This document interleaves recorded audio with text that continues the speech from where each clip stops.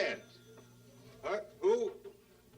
Oh, yes, he is. Right, I'll tell him. Hey, Steiner! Yeah? Hey, you got a patient on our way to delivery. They're saying it's triplets. Oh, my gosh, that's Montessori. She's not due till September. Hey, good luck to the both of you. Mary Ryan, the light of my life, where you been? I've got a surprise, Doc. Where's Mother? Well, she's in the kitchen. She's been trying to call you all day. I've been to the printer. Hey, wait till you see. Oh, you got the posters. They are sensational. And do you know what? Oh. Martin only charged us for the plate. He ran off 1,000 posters as a campaign contribution. He said, Mary, having your brother on the city council for Riverside will be the best thing that ever happened to this city. And what's good for Riverside is good for Martin the printer. Of course. Mary, where in the world have you been? Oh, you've been to the printers. Are you ready? Hey, will you look at that? He's the spitting image of me when I married your mom. And he's going to win by 100,000 votes. Oh, my name ain't Maeve Ryan. Look out, Mother. You are crushing the council. Here, give it to me. I want to put it up in here somewhere. I've got one by the window, Don, the other behind the bar. Righto, righto. Oh, there's some tape in the drawer, John. Yeah, good. Hold it. So, Mr. Criswell, you coming to the party tonight? We're having a little get-together for Frank and all the people who helped in the primary. Well, I'm not about to miss a party, even though I wasn't able to help much this spring due to my bad bronchial tubes. Don't worry about it, Alfred. She'll give you a second chance. You know, there was one thing that you could manage better than anybody else. What's that? The sanitation workers' picnic this Labor Day. Yeah. Do you think you could arrange for Frank to say a few words? I think I could handle that. Thanks very much, Mr. Criswell. Listen, why don't you just stop by campaign headquarters when you're collecting the garbage and we'll talk about it, okay? Okay. Oh, Don, that looks elegant. Hey, listen, has anybody heard from Frank? I've been meaning to ask you the same question. I called him at campaign headquarters and he wasn't there. No, and he's not at home because Delia left the baby here and went shopping. And he's not with Bob because Bob was looking all over for him, too. Well, he was supposed to be at the Board of Elections until noon. Frank Ryan, where are you?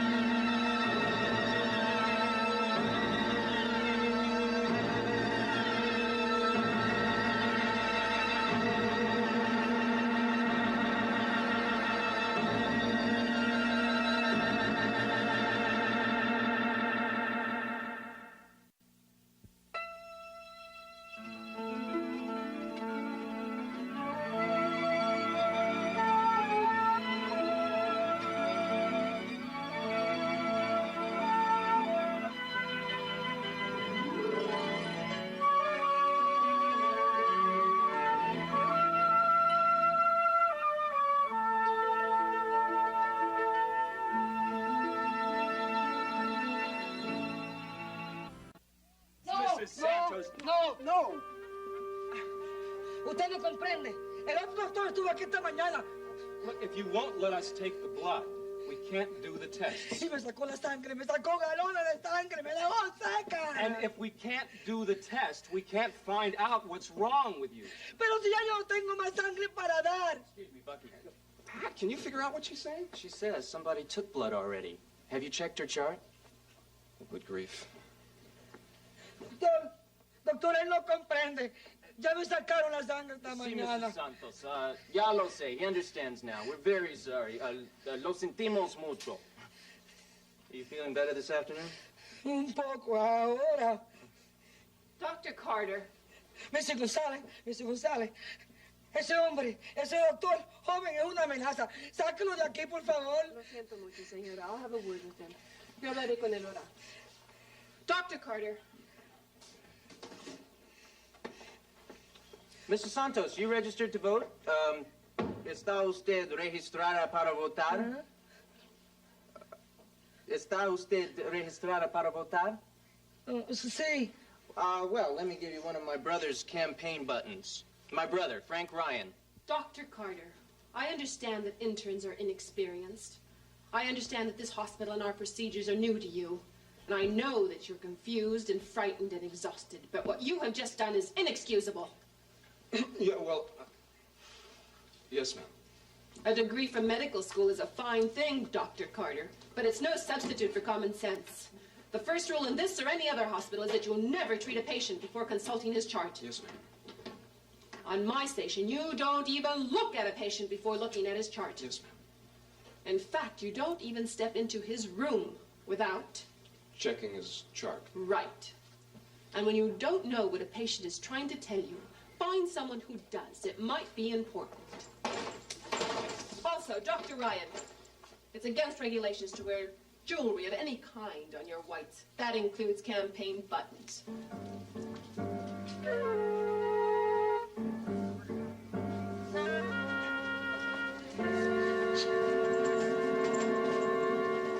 Hi, Pat. Hey, you two have met, haven't you? Yeah. Faith Coleridge, Bucky Carter. Yeah. Hi. I just wanted to say, don't overreact to Ramona. My father's been in neurology here for 30 years. He says in all that time she's the best charge nurse he's ever had on the service. Well, that's quite a recommendation. No, but he's terrified of her, and he's acting head of the department. So you're not alone, okay? Okay. Thanks. See you. Bye, Pat. So long. That was so nice of her. Yeah, well, Faith is a nice girl. Oh, do you know her very well? We grew up together. Really? Our fathers have been friends since they were kids. She sat next to me at orientation, and I have spent the last 7 days following her around whenever I've had the chance, at a discreet distance. Faith? Well, you just said she was nice. Well, nice is nice, but you don't follow it around for 7 days. I do. I think she's beautiful. Bucky, listen. Believe me, it isn't worth it. Worth what? The effort. What isn't? Faith isn't.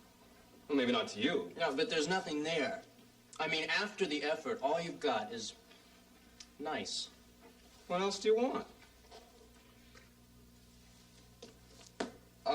Look, I've been doing a little survey of some of the younger members of the nursing staff, and I think there are 6 or 7 real possibilities that deserve immediate attention.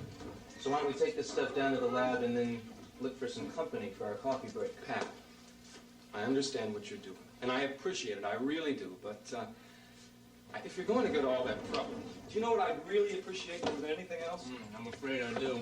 The person I'd really like to have coffee with is Faith Coleridge.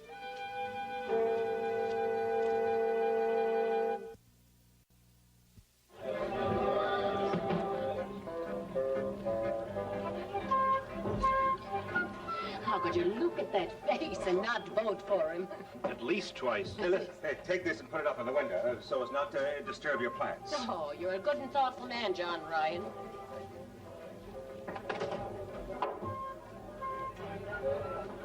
Frank's not at the clubhouse. I don't know where he is. Delia thought he'd be here before she got back. She wanted to take the baby home. Where is Little John?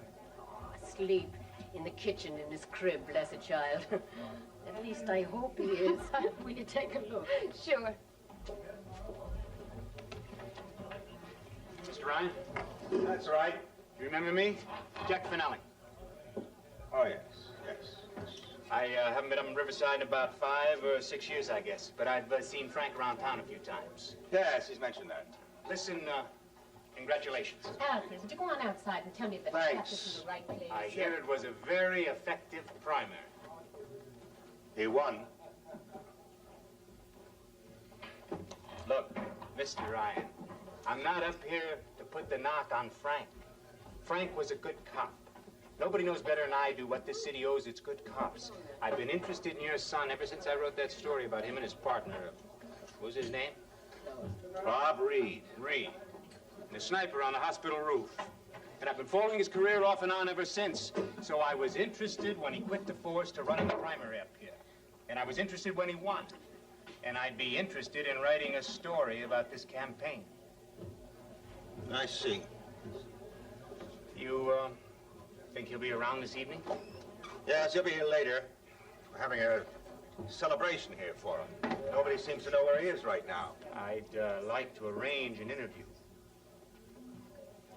Well, why don't you just call his campaign headquarters in the morning? It would save time if I could get some background. About Frank? And about his campaign? Mary, this is Mr. Fenelli. You may remember him on the Courier. My daughter, Mary Ryan. I remember. Do we really know each other?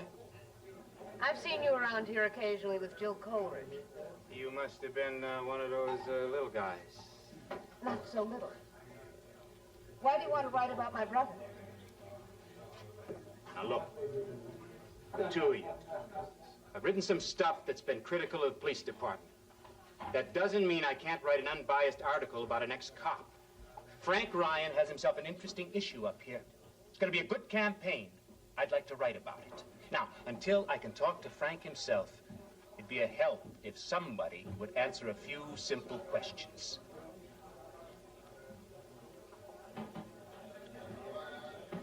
I can tell you whatever you need to know. I've been working with Frank since February. Thank you very much. The whole thing started with Mr. Joseph Ballardino, who's 72 years old and runs a dry cleaning store on the bottom floor of one of the tenements on the avenue. Sugar? Frank was his delivery boy for a while in high school. And he once stopped a robbery in the store, an off-duty arrest. So, Joe was one of the people in Riverside who really loves Frank a lot. Last fall, the hospital tried to buy Joe's building, and 4 others adjacent to it, and put a high-rise in there, medium to high-income apartment building for staff. Well, it would have meant that a lot of people, most of them elderly, all of them poor, some of whom had lived their whole lives in those buildings, were going to lose their homes. But Joe was going to lose his home and his store, so he asked Frank to do something about it. Why Frank? Because he thinks Frank can do anything, which he can, and he did. He organized the tenants, got them to picket the hospital, proposed an alternative site, and got the owners of the new site to talk to the hospital administration. Cooled the whole thing down, for the time being anyway. And 2 weeks later, Phil Carmody, who was the city councilman for Riverside, died. I assume Frank didn't arrange that. Frank was through law school. He didn't see any reason to wait. He was organized. He had a direct line into the community and a lot of goodwill going for him. He'd planned to go into city politics all along. So he resigned from the force and announced for the special primary for Carmody's seat. What sort of deal did he make with the district leader to get the party endorsement? No deal, Fenelli. Frank Ryan doesn't make deals. Then what's he doing in politics? I don't think I can talk to you. Why not? You do it fine. Because you're cynical and sarcastic, and I get the feeling that you're trying to set me up for something. Well, you're hostile and suspicious. And don't you know nobody gets elected to anything by abusing a member of the press? Okay, Fenelli. I don't know whether or not I can make you understand Frank Ryan, but I'm going to try.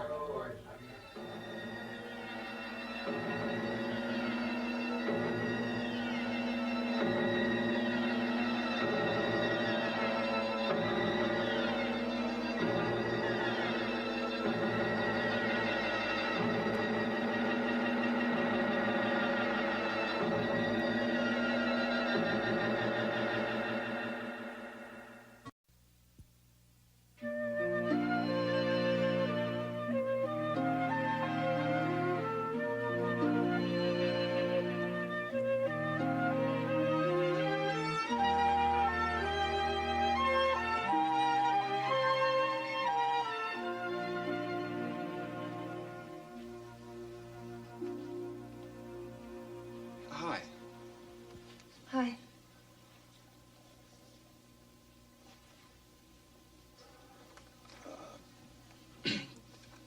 If you're not busy, I mean, I know you're reading, but if it isn't urgent, would you like to go for coffee?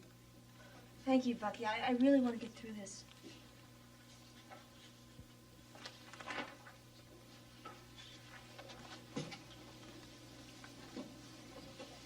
What you got there?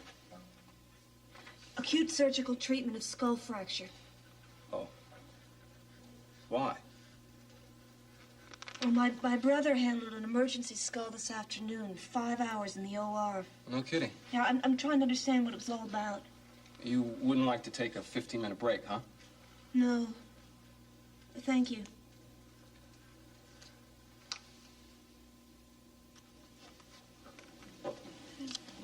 Faith, that's really alarming. What? I beg your pardon? Did Mother ever tell you about Shannon? I don't think so. What's that? Who? Shannon was a beautiful young girl with a terrible thirst for knowledge. And a sad, strange thing happened to her. And you're going to tell us what, right? In her part of the country, you see, there was a magical circle of trees with red berries.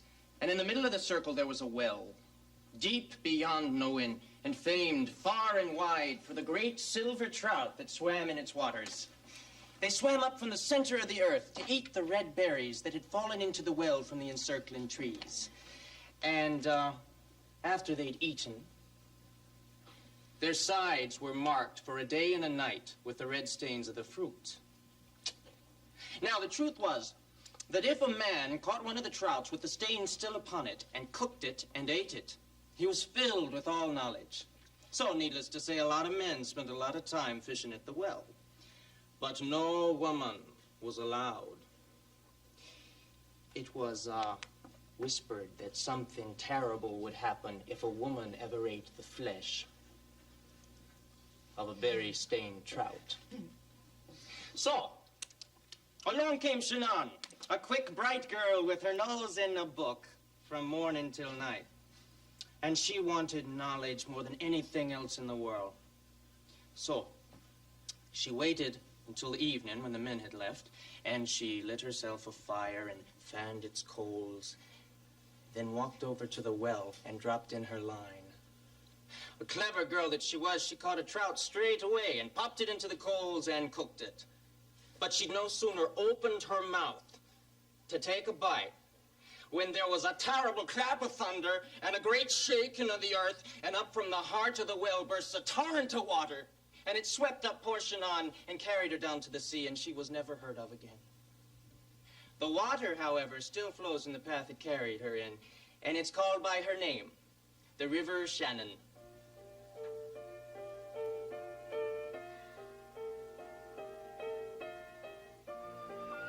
You know, that is really a terrible story. Keep those little girls illiterate, right? Well, that's not entirely the point. It makes me sad. Bucky, thank you for the invitation. Some other time, okay? Oh, sure.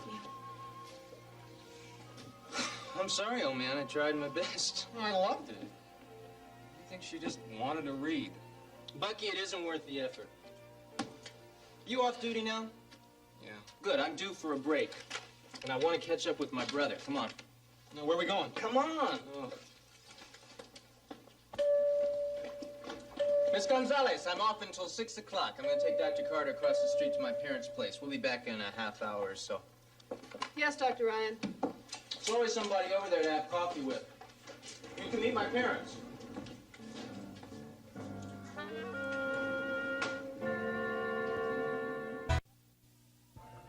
In the beginning, the only endorsement Frank had was from the family. What family? The Ryan family, Fenelli. Don't be smart. Charlie Ferris is our district leader, and he's known Frank all his life. So Frank went round as a courtesy to tell him that he was trying to get signatures to put himself on the ballot. Was Charlie surprised? Charlie is never surprised, but he was non-committal. Frank wanted Charlie's backing, but he didn't want to have to make a deal to get it. So the question was how to make Charlie want him. You need 750 signatures to be on the ballot, right? Right.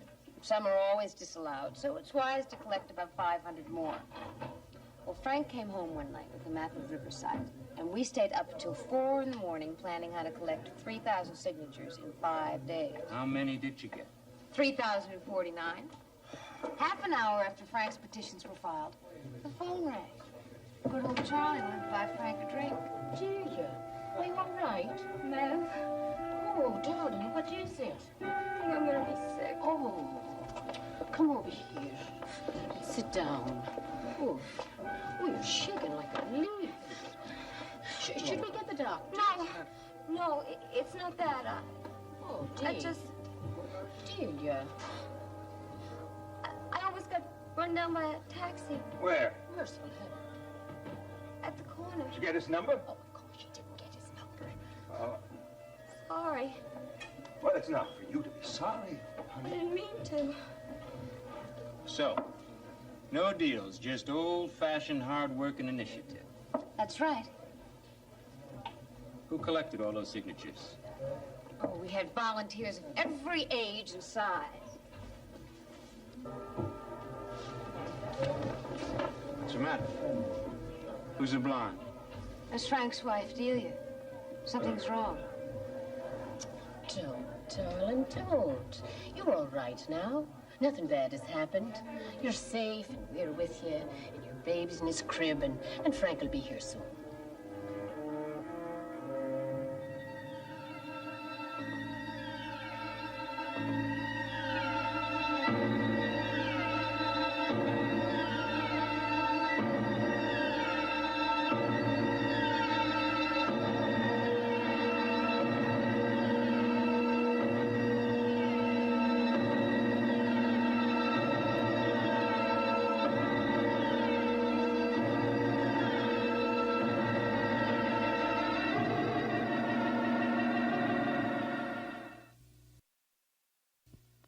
In Port Charles, revenge is a priority, relationships are disposable, and good medical care is a necessity. Keep up with this fast-paced city with an all-new episode of General Hospital, weeknights at 10 on SoapNet.